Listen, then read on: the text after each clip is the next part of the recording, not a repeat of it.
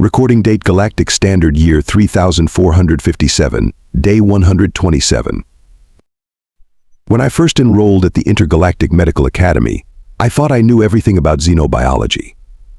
Growing up on Zenthra Prime, I had studied countless species, memorized thousands of anatomical charts, and even won the regional youth science competition for my thesis on comparative alien physiologies.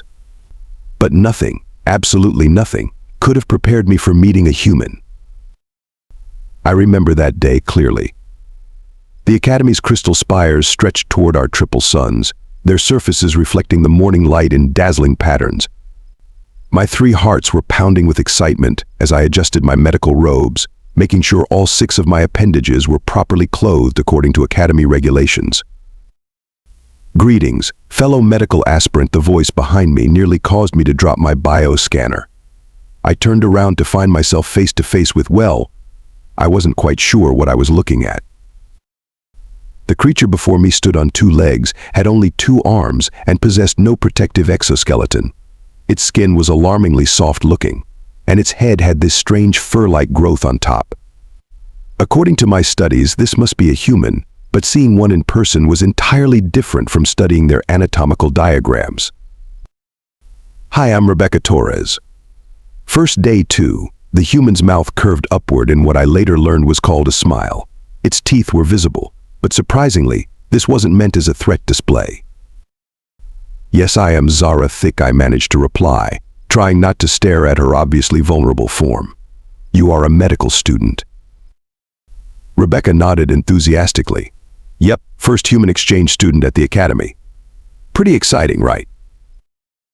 Exciting wasn't exactly the word I would have chosen. Terrifying, perhaps. How could such a fragile-looking species practice medicine? Their bodies seemed barely capable of surviving daily activities, let alone performing complex medical procedures. "But your species," I began, then caught myself before saying something potentially offensive. I mean, how do you handle the rigorous physical demands of medical training? Rebecca laughed, a sound that reminded me of our planet's singing crystals. "Oh, don't worry about that. We humans are tougher than we look. Besides, I've got my trusty first aid kit right here." She patted a small container attached to her hip. First aid kit? I had heard of these primitive human medical devices. According to our xenobiology textbooks, humans required constant medical attention and carried these kits because their bodies were so susceptible to damage. How unfortunate, I thought, to be born into such a vulnerable species. As we walked together toward our first class, I couldn't help but notice how carefully Rebecca moved. She must be trying to avoid injury, I reasoned. Every step she took seemed to be measured, precise. What I didn't realize then was that this was just how humans naturally moved, with a grace and efficiency that I would later come to admire. "So what made you choose xenomedicine?" Rebecca asked as we found seats in the lecture hall. I noticed she selected a chair close to the exit, probably planning an escape route in case of emergency, I assumed.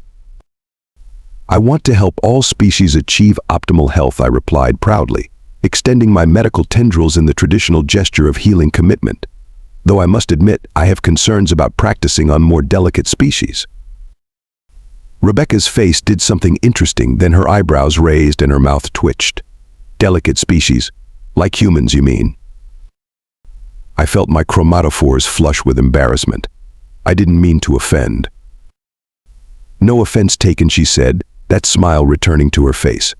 "But trust me, Zara Thick, you might want to reserve judgment about human fragility. We tend to surprise people." If only I had known then just how prophetic those words would prove to be. But at that moment, watching Rebecca carefully arrange her learning tablets and medical scanners, all I could think was how remarkable it was that humans had managed to advance as far as they had, given their obvious physical limitations. Oh, how wrong I was. How hilariously, monumentally wrong. The incident occurred during our 3rd week of practical laboratory training. Professor Lumix had us working with volatile bioreactive compounds, standard stuff for treating Centaurian scale rot. The lab was filled with the usual sounds: the hum of containment fields, the bubbling of various solutions, and the nervous chittering of my fellow students. Rebecca stood at her workstation next to mine, carefully measuring out portions of bright green liquid into test tubes. I couldn't help but notice she wasn't wearing the standard protective exo-shield that most species required for this procedure. When I pointed this out, she just shrugged. The hazard rating for this compound isn't high enough to warrant full protection, she said, consulting her data pad. Besides, latex gloves and safety goggles are enough for humans. I was about to explain why this was absolute madness when it happened. Trix Pole, a Mercurian student with naturally trembling appendages, bumped into Rebecca's workstation. The vial she was holding slipped, shattering on the counter. Bright green liquid splashed across her exposed forearm. My chromatophores went pale with horror. The chemical was known to cause severe tissue damage in most species. I frantically reached for the emergency shower activation panel, expecting screams of agony. Instead, Rebecca calmly looked at her arm and said, "Well, that's not ideal." Not ideal? Not ideal. I watched, mandibles agape, as she walked, not ran, not screamed, just walked to the emergency station. The entire class had stopped their work to stare at the surely dying human. Professor Lumix rushed over, all four of their eye stalks focused on Rebecca. "Student Torres, we must get you to the medical bay immediately. The tissue damage." "No need for that," Professor Rebecca said, pulling something from her first aid kit. "It's just a minor chemical burn. Nothing some burn spray and a bandage won't fix." The next few minutes were like watching some kind of bizarre performance art. Rebecca washed her arm thoroughly at the chemical shower station, dried it with paper towels, and then proceeded to treat herself. She sprayed something on the angry red patch of skin, applied what she called antibiotic ointment, and wrapped it in white gauze. "There we go," she announced to the stunned classroom. "All better. Though I should probably write up an incident report, right, Professor?" Professor Lumix's eye stalks were practically tied in knots. But the pain, the tissue damage. "Oh, it stings a bit," Rebecca admitted, "but I've had worse from cooking accidents. Speaking of which, this reminds me of the time I accidentally grabbed a hot pan without an oven mitt. Now that hurt." The entire class burst into confused chatter. Student Clix Mar had to be escorted to the recovery room after fainting from shock. I couldn't stop staring at Rebecca's bandaged arm as she calmly returned to her workstation and began cleaning up the broken glass. You treated yourself," I finally managed to say. "Well, yeah, it's just basic first aid. All humans learn it," she paused, noticing my continued look of disbelief. "Wait, don't other species treat their own minor injuries?" I gestured helplessly with my medical tendrils. Minor injuries require at least a level 2 medical professional. The risk of improper treatment, infection, complications. "Huh," Rebecca said, thoughtfully disposing of the last bits of broken glass. "I guess that explains all the weird looks I got when I put a Band-Aid on my paper cut last week. You guys really go to the doctor for every little thing." Little thing? A breach in the external protective layer is a serious medical condition. Rebecca laughed, that musical sound that still confused my auditory processors. "Zara thick, humans get minor injuries all the time. We'd never get anything done if we had to see a doctor for every scratch and bump. We're pretty good at patching ourselves up." As if to prove her point, she flexed her bandaged arm. "See? Full range of motion, no severe pain, properly cleaned and dressed. I'll change the bandage tonight, keep it clean, and it'll be healed in a few days." Professor Lumix insisted on scanning the injury with their medical tricorder. Their eye stalks wobbled in disbelief as they read the results. This is acceptable medical treatment. The wound is properly cleaned, dressed, and showing early signs of healing. Remarkable." "Thanks," Rebecca beamed.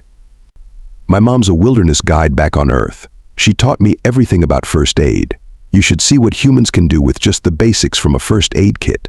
We once had to make a splint for a broken finger using just popsicle sticks and medical tape during a camping trip." The rest of the class gathered around, buzzing with questions. How did humans learn these skills? What else could they treat on their own? Why weren't they constantly dying from self-administered medical care? I stood there, watching Rebecca enthusiastically explain the contents of her first aid kit to our classmates, and realized I needed to seriously reconsider my assumptions about human fragility. Any species that could calmly treat their own chemical burns while making jokes about cooking accidents clearly wasn't as delicate as I had thought. After the laboratory incident, I found myself obsessed with understanding human medical practices. I spent countless hours in the Academy's archives, researching Earth's medical history. What I discovered left me questioning everything I thought I knew about medicine.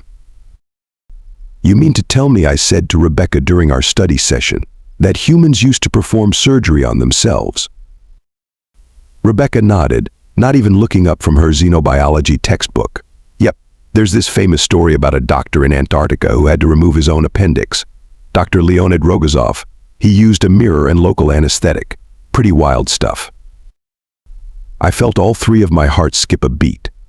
But that's impossible. The pain alone would. "Oh, the pain was probably terrible," she agreed, finally looking up.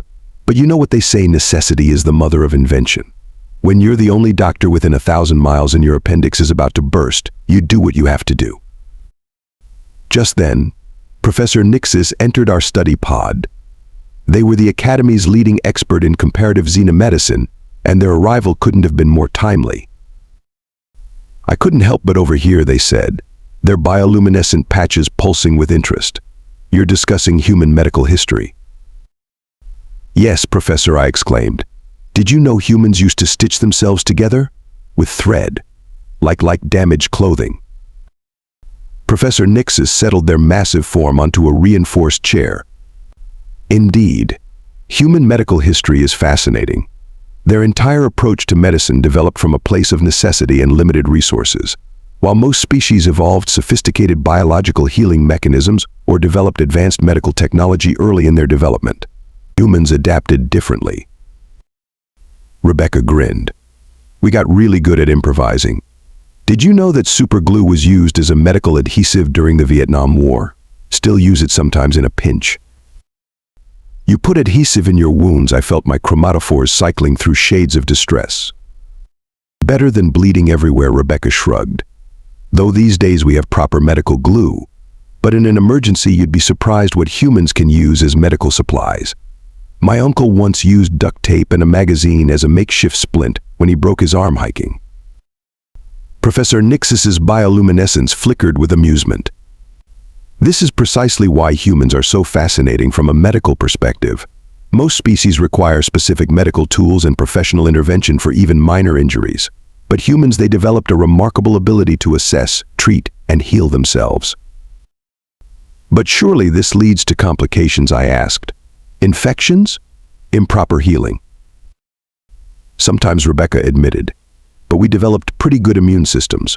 Plus we learned what works and what doesn't through trial and error. Lots and lots of error." "An understatement," Professor Nixis chuckled. "Human medical history is essentially a long record of finding out what doesn't kill them makes them stronger. Did you know they used to drill holes in their skulls to relieve headaches?" Trepidation, Rebecca nodded. "Not our finest moment, medical history-wise. But hey, we figured out eventually that aspirin works better." I felt my appendages go weak. "You still drill holes in your heads?" No, Rebecca laughed. "We take pills now. Though I did superglue a cut on my forehead closed once during a camping trip. Mom was not happy about that one." Professor Nixis's bioluminescence pulsed with excitement. "This is what makes humans unique in the medical field. Their bodies are remarkably adaptable, their pain tolerance is extraordinary by most species standards, and they possess an intuitive understanding of basic medical care that most species take years to learn." "But how do they know what to do?" I asked. "Without proper medical training." "Trial and error," mostly, Rebecca said. "Plus we pass knowledge down. Every human knows you should elevate an injury above your heart to reduce swelling, or that you should clean a wound before bandaging it. It's just basic stuff we learn growing up." "Basic," I sputtered. "Those are complex medical procedures. Our species requires 3 years of medical training before we're allowed to apply pressure to a wound." Professor Nixis nodded sagely. "Different evolutionary paths lead to different solutions. While your species developed highly specialized medical practitioners, humans developed a society where every individual has basic medical knowledge. It's a fascinating adaptation." "We had to," Rebecca explained. For most of our history, we didn't have doctors nearby. If you got hurt, you either figured out how to treat it yourself or, well, you didn't do so great. Natural selection at its finest. I sat there processing this information. The more I learned about human medical practices, the more amazed I became. Here was a species that not only survived but thrived, despite having to frequently perform medical procedures on themselves. This explains so much about your species' success in space exploration, Professor Nixis mused. While other species require extensive medical support teams for even short expeditions, humans can handle most medical emergencies with just a basic first aid kit. Speaking of which, Rebecca said, pulling out her ever-present first aid kit. Want me to show you what's in here? It's pretty basic stuff, but you'd be amazed what humans can do with just these supplies. I looked at the small container with new respect. What I had once dismissed as a primitive medical device, I now recognized as something far more significant, a symbol of human resilience and self-reliance. Yes, I said, extending my medical tendrils eagerly. Show me everything. As Rebecca began laying out supplies, explaining the uses of each item, Professor Nixis watched with evident satisfaction. You know, they said, I believe we could learn a great deal from human medical practices. Perhaps it's time we added basic self-treatment to our curriculum. Looking at the simple yet effective tools before me, I couldn't help but agree. Humans might look fragile, but their approach to medicine was anything but weak. They had turned self-reliance into an art form, and I was finally beginning to understand why they were such a force in the galaxy. After the success of Rebecca's first aid demonstration in the study pod, Professor Nixis made an unprecedented decision. They scheduled a special seminar on human emergency medical techniques, with Rebecca as the guest instructor. The announcement caused quite a stir at the academy. The lecture hall was packed with students from all years, their various appendages, tentacles, and sensory organs focused intently on the small human standing at the front. Today, Rebecca began, we're going to learn basic human first aid. Professor Nixis has kindly volunteered to be our practice patient. The massive professor waved their appendages cheerfully from their position on the reinforced demonstration table. Several students chittered nervously. The idea of practicing medical techniques on a respected professor seemed almost sacrilegious. First up, bandaging, Rebecca held up a roll of white gauze. Now, the trick is to apply even pressure while wrapping. Not too tight, not too loose. But how do you know the correct pressure without a calibrated pressure sensor? A student from the back called out. Rebecca blinked. You just kind of feel it. The room erupted in confused murmuring. I watched as my fellow students' various biological indicators displayed their distress. Klixmar, who had only recently recovered from their fainting spell in the laboratory, began to sway slightly. Here, let me demonstrate, Rebecca said, approaching Professor Nixis. I'll wrap their third appendage, the one that looks most arm-like. That's my feeding tentacle, Professor Nixis corrected helpfully. Right. Sorry about that. Xenobiology still trips me up sometimes. Okay, so you start at the distal end and work your way up. The demonstration was going surprisingly well until Professor Nixis's feeding tentacle started changing colors. Oh no, Klixmar shrieked. The professor is experiencing chromatic distress. Actually, Professor Nixis said calmly, I'm quite comfortable. This is just my natural reaction to learning new things. Rebecca continued her demonstration, moving on to different types of bandages and their uses. The real chaos began when she started explaining splints. Sometimes you have to improvise, she said, pulling out various objects from her bag. Sticks, rulers, even rolled-up magazines can work as splints. But those aren't sterile medical devices, someone protested. Well, no, but in an emergency.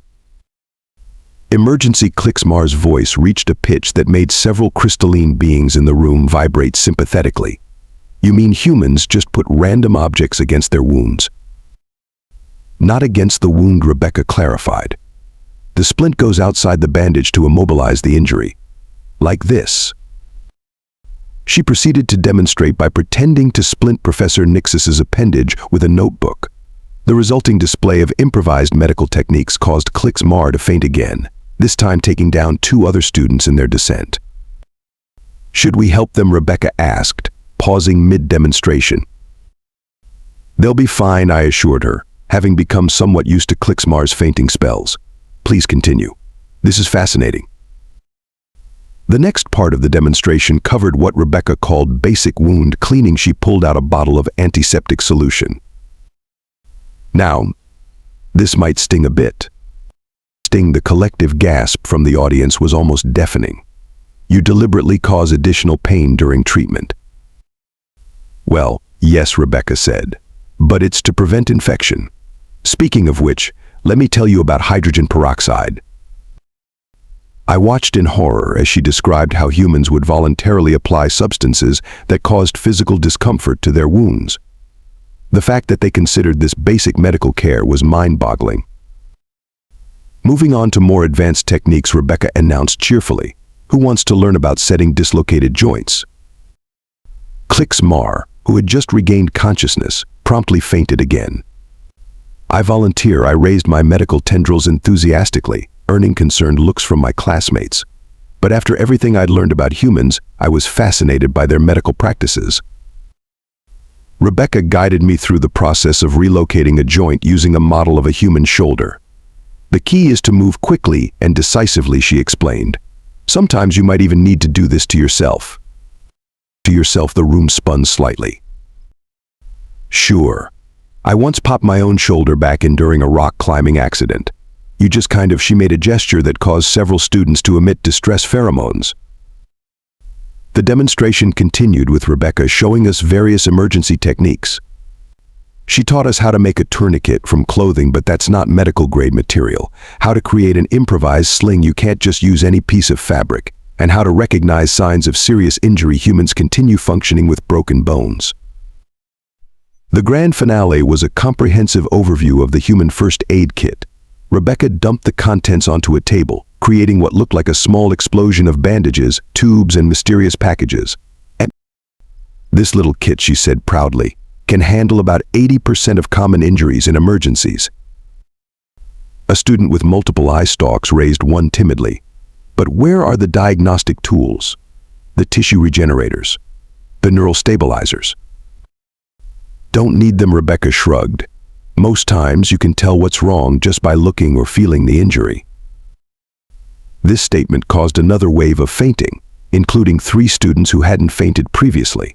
Professor Nixis had to activate the emergency ventilation system to clear out the stress pheromones that were beginning to accumulate. Perhaps they suggested gently we should end the demonstration here. "I believe our students need time to process this information." Rebecca looked around at the room full of stunned, fascinated, and unconscious aliens. Was it something I said? I helped her pack up her supplies, still amazed by the simplicity and effectiveness of human medical techniques. "I think," I said carefully, "that you've given us all a lot to think about. Though maybe next time we should warn Klixmar before mentioning self-administered medical procedures." "Fair enough," Rebecca laughed. "Though I didn't even get to the part about field surgery." The thud of yet another student hitting the floor echoed through the lecture hall. "Maybe save that for the advanced class," I suggested weakly. In the days following Rebecca's memorable demonstration, the atmosphere at the Intergalactic Medical Academy changed dramatically. Students gathered in study pods, break rooms, and meditation chambers, discussing what they'd learned about human medical practices. Even Klixmar, now equipped with smelling salts, joined these conversations with cautious enthusiasm. One evening, as we sat in the Academy's observation dome watching the triple sunset, our study group had what humans might call an epiphany. "You know what I find most remarkable," said Plix Ara, "their crystalline form refracting the golden light. Humans don't just survive despite their limited medical technology, they thrive because of it." Rebecca looked up from her snack, something she called a candy bar which apparently contained enough sugar to send most alien species into hibernation. "What do you mean?" "Well," I joined in, my medical tendrils gesturing excitedly. "Look at how your species approaches problem solving. When faced with a medical emergency, you don't wait for perfect conditions or optimal tools. You just figure it out." Necessity being the mother of invention and all that. Rebecca nodded, taking another bite. "Though I have to admit, your medical technology is amazing. Auto-healing chambers? Neural regenerators? That stuff sounds like science fiction to us. But that's exactly the point, Klixmar exclaimed, keeping a safe distance in case the conversation turned to graphic medical procedures. Our species became dependent on advanced technology. Humans learned to work with whatever they had available. A thought struck me. Rebecca, remember when you told us about human war medics? You mean combat medics? Yeah, they're incredible. Treating severe injuries under fire, using whatever supplies they can carry. Klixmar swayed slightly but remained conscious. Progress. See, that's what we mean. Plix-Ara's crystalline structure pulsed with excitement. Our species would never consider sending medical professionals into combat without a fully equipped medical facility. The very idea seems insane. But humans, I continued. You pack a bag with basic supplies and charge into danger, ready to treat injuries with whatever you have on hand. It's terrifying and impressive. Rebecca laughed. You should see what parents keep in their purses. My mom once treated a scraped knee with a napkin, hand sanitizer, and a hair tie. Humans are the kings and queens of improvised medical care. That's exactly what makes your species so remarkable, came a voice from behind us. We turned to see Professor Nixis floating in on their gravity pad. While we focused on developing technology to handle every possible medical scenario, humans developed something far more valuable: adaptability. The professor settled their massive form beside our group. Consider this: most species see medical treatment as a precise science requiring specific tools and conditions. Humans see it as a problem to be solved with whatever resources are available. Like that time you mentioned using arachnid silk for sutures, I recalled, watching Klixmar reach for their smelling salts. Spiderweb, Rebecca corrected. And yeah, it's actually pretty genius. Clean, strong, and naturally antimicrobial. Though these days we prefer proper medical supplies when we can get them. Professor Nixis's bioluminescent patches pulsed thoughtfully. What we're learning from humans is that perhaps we've become too dependent on perfect conditions and ideal solutions. Sometimes, good enough is better than not at all. But surely proper medical facilities are better, Klixmar asked nervously. Of course, Rebecca agreed. But they're not always available. Humans had to learn to handle medical emergencies long before we had modern hospitals. That knowledge got passed down and refined over generations. It's more than just medical knowledge, Professor Nixis added. It's a fundamental approach to problem solving. Humans don't see limitations, they see challenges to overcome. I watched the last sun dip below the horizon, thinking about how my perspective had changed. When I first met you, Rebecca, I thought humans were fragile because you lacked natural armor or advanced healing abilities. Now I understand that your adaptability is your strength. Though I still can't believe you reset broken bones without proper neural blockers, Klixmar shuddered. Hey, adrenaline is nature's painkiller, Rebecca grinned, causing Klixmar to inch further away. Perhaps, Professor Nixis mused, we should consider incorporating some human medical philosophies into our standard curriculum. Not to replace our advanced techniques, but to complement them. You mean teaching students to improvise? Plix-Ara asked. Exactly. Imagine combining our advanced medical knowledge with human adaptability and resourcefulness.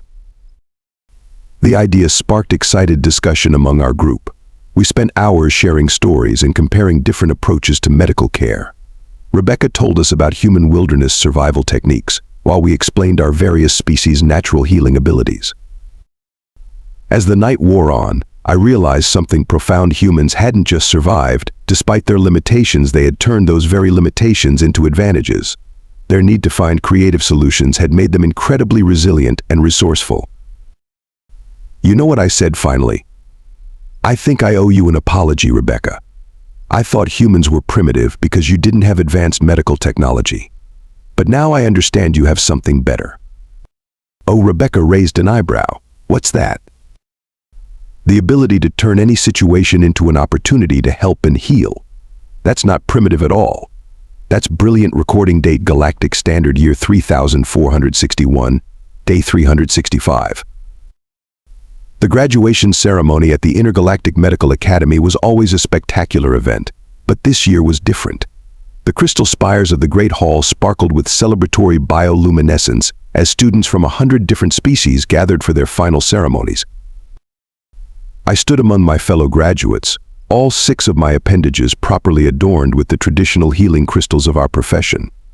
Next to me, Rebecca adjusted her ceremonial robes for the 10th time, still trying to figure out how they worked with only 2 arms. "Stop fidgeting," I whispered. "You look fine." "Easy for you to say," she muttered. "Your robes don't try to strangle you every time you move." From the podium, Professor Nixis began their graduation speech. This year marks a historic moment in the Academy's history. Not only have we graduated our first human student, but we have also learned invaluable lessons about the nature of medical care itself. I noticed Klixmar in the front row, proudly holding their graduation certificate and a spare set of smelling salts, just in case. Our human exchange student has taught us that true medical excellence isn't just about having the most advanced technology or the most sophisticated techniques, Professor Nixis continued. Sometimes it's about having the wisdom to know that a simple solution, properly applied, can be just as effective as the most advanced treatment. Rebecca beamed beside me. She had every right to be proud. Not only had she graduated with top honors, but she had also been offered a position as the Academy's first human medical practices instructor. Which is why Professor Nixis announced, their bioluminescence brightening with excitement, "I am pleased to announce the creation of a new department at our Academy, the Department of Emergency Field Medicine and Improvised Care, under the leadership of Professor Rebecca Torres." The hall erupted in applause, and yes, Klixmar fainted one final time, but they were smiling as they went down. After the ceremony, as we celebrated in the Great Hall, I watched Rebecca demonstrate to a group of junior students how to make an emergency pressure bandage from regular clothing. Their expressions of horror and fascination were exactly like mine had been that first day in the laboratory. "Still can't believe they're letting me teach," Rebecca said when she joined me later. Me, a professor at the most prestigious medical academy in the galaxy. "Well, you did revolutionize our entire approach to emergency medicine," I pointed out, "though I'm still not sure about that thing you called a quick clot bandage." "Says the alien who can regrow entire limbs," she laughed. "But that's exactly why this is so important. Not everyone has access to advanced medical facilities. Sometimes you have to work with what you've got." I nodded, remembering all the lessons we'd learned over the years. "You know, I keep thinking about that first day we met, when I thought humans were fragile. And now I think humans might be the toughest species I've ever encountered. Not because you're physically strong or naturally armored, but because you refuse to accept limitations. You see a problem, and instead of waiting for the perfect solution, you find a way to make it work." Rebecca smiled, adjusting her professor's robes. "That's the thing about humans. We're too stubborn to let little things like impossible or medically inadvisable stop us." "Just promise me one thing," I said. "In your first class, warn the students before you tell them about that time you used tree sap as surgical glue." Hey, it worked, didn't it? We laughed together, watching the new graduates celebrate. Around us, the future of intergalactic medicine was evolving, becoming something stronger and more adaptable than ever before. And as I stood there, watching my best friend prepare to teach a new generation of medical professionals about the art of human improvisation, I couldn't help but think sometimes the most powerful medical technology isn't technology at all. Sometimes it's just the simple, stubborn determination to help others, no matter what resources you have available. That's the lesson humans taught us. That's the lesson that changed everything. Though I still think superglue should not count as medical equipment, no matter what humans say.